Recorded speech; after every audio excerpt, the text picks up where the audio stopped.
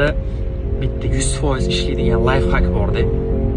Prям boyib ketish uchun juda zo'r life hack. Shaxsiy hayotimda ko'p marotaba qo'llab ko'rganman, har doim ishlagan. Ba'zida ishlarim ozgina tijoratlarim to'xtab qolib, rasxodlar ko'payib ketsa, siqilib qolaman-da. Va o'sha paytda ota-onamga yana ham ko'proq rasxod qilaman. Oyimga, dadamga qanaqadir bir sovg'a salom olaman yoki jab bo'lmaganda kartaligiga oxirgi pulim bo'lsa ham kartaligiga tashab qo'yaman.